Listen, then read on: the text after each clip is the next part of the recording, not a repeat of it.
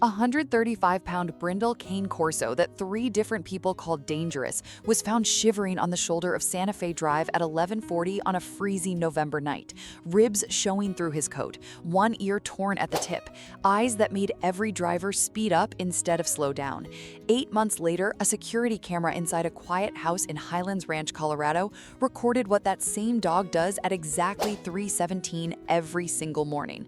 And when her owner finally sat down and watched the footage, she slid to the kitchen floor and cried because the dog the whole neighborhood had written off as a monster had been doing the one thing nobody believed he was capable of, in the dark, when no one was watching. Her name was Danielle Reyes. She was 29 years old, newly single, and 3 months into a house that still echoed when she walked through it. She had moved to Colorado to start over, not to rescue anything. She told herself she didn't have the room, the money, or the energy for a dog, but life rarely checks your list before it hands you something. That night, she was driving home from a late shift when her headlights caught something on the shoulder, a shape. Too big to be a coyote, too still to be alive. Cars kept blowing past it without slowing, their taillights swallowing the dark again and again. She slowed down, and then the shape lifted its head. It was a dog, massive, brindle, soaked to the bone and trembling so hard his tags rattled against the gravel. From the dried mud caked on his legs, he looked like he had been out there for days. Danielle pulled onto the shoulder and sat there with her hands on the wheel. Every instinct she had told her to keep driving.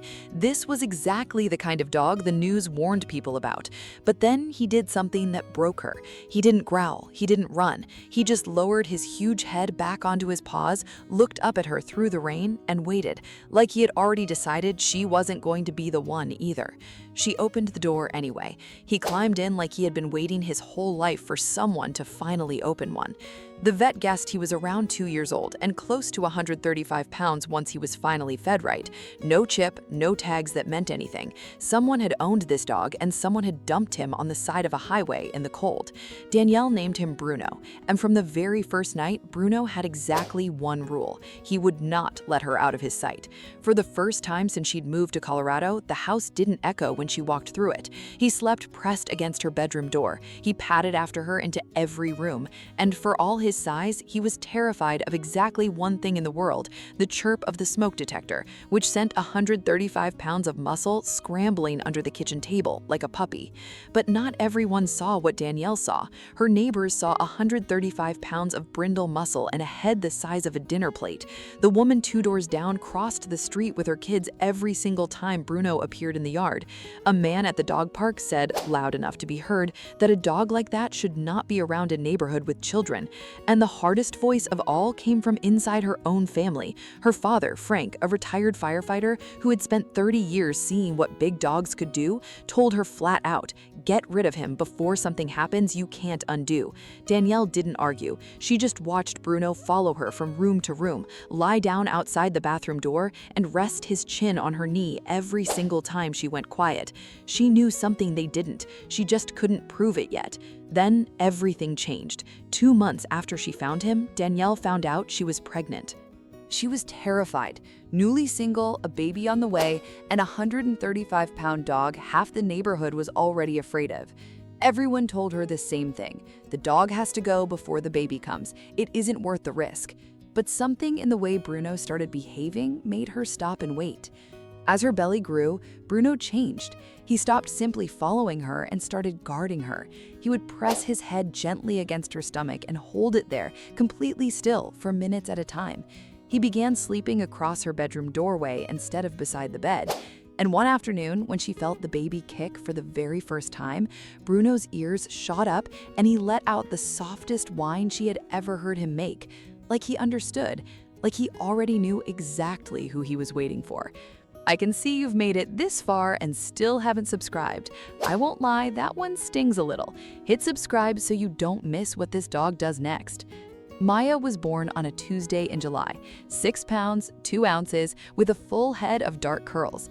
Danielle was scared to bring her home to Bruno, so her father came over for the first meeting, standing close, ready to grab the dog if anything went wrong. But nothing went wrong. Bruno walked up to the car seat slowly, lowered his enormous head, and breathed in the scent of the tiny human inside.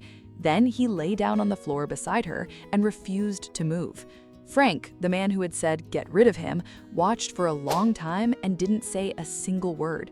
Some moments are too quiet to explain and too good to keep to yourself.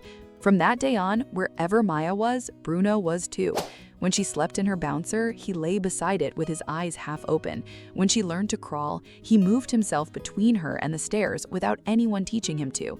When Danielle pushed the stroller down the frontage road on cold morning walks, Bruno walked on the traffic side every single time, like he had assigned himself the job. Within a few months, he had learned the difference between her cries better than Danielle had. The hungry cry, the tired cry, the something is wrong cry. When it was the last one, he would leave Maya's side, find Danielle wherever she was in the house, and press his nose hard against her leg until she followed him back. He was never wrong. And then there was the duck. Maya had a little pink stuffed duck, and one day Bruno decided it belonged to him. He carried it everywhere, so gently it never had a tooth mark on it. A 135-pound dog the whole neighborhood feared, trotting through the house with a tiny pink duck hanging from his mouth. He brought it to her crib at night and left it by the bars, like an offering. Danielle started filming it because nobody believed her. But what the camera caught a few weeks later was something no one was laughing about. She had installed it for a completely ordinary reason. There had been a string of break-ins near County Line Road, and a single mom alone in a quiet house wanted to feel safe. The camera covered the hallway and the door to Maya's nursery. For 2 weeks, she didn't think about it. Then one Sunday morning, scrolling through old footage out of boredom, she saw something at 3:17 a.m. that made her breathing stop. Bruno stood up from his spot by her door. He walked down the dark hallway. He stopped at the nursery, pushed the door open with his nose, and stepped inside. Danielle's heart dropped. Then she watched what he actually did. He walked to the crib, he rose up, placed his front paws on the rail, and looked down at Maya for a long, quiet moment. Then he lowered himself back down, turned in a slow circle, and lay across the nursery doorway, facing the hall, guarding her. And at 3:17 the next night, the camera caught him doing it again, and the night after that, every night, for weeks, while the whole house slept and nobody knew. Danielle sat there and thought about every person who'd crossed the street, every comment at the dog park, her own father's warning.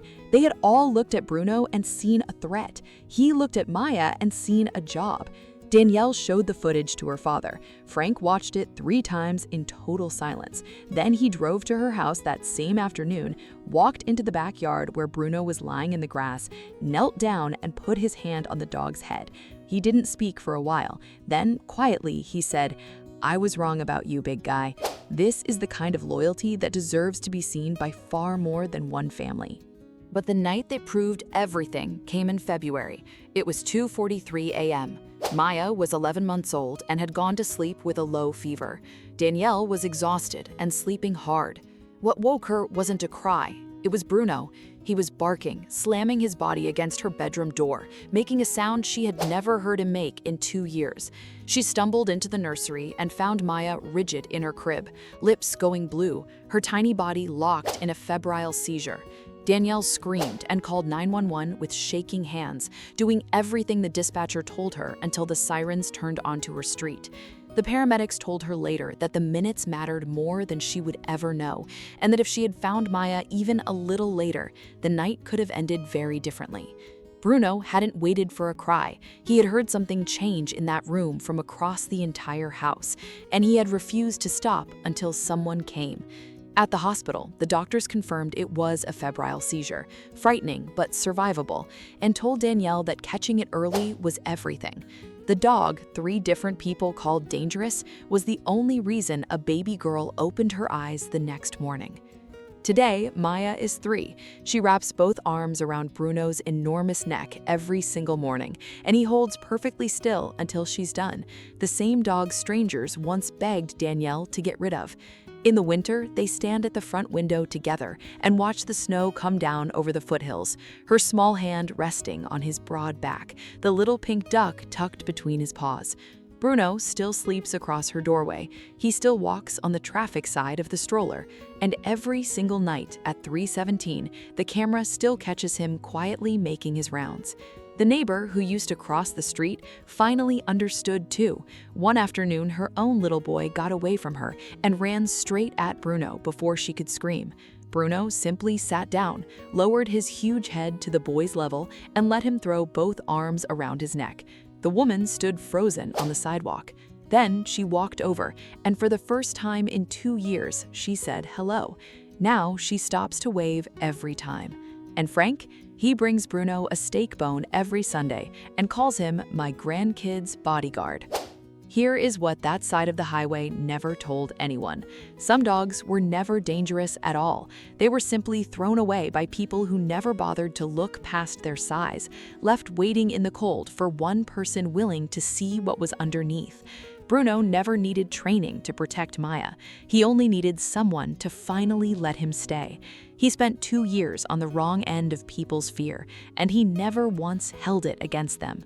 Would you have trusted a 135-pound dog that 3 people called dangerous alone with your newborn? Yes or no? Tell me in the comments. Because Bruno was never the monster the world decided he was. He was the guardian a little girl named Maya was always meant to have.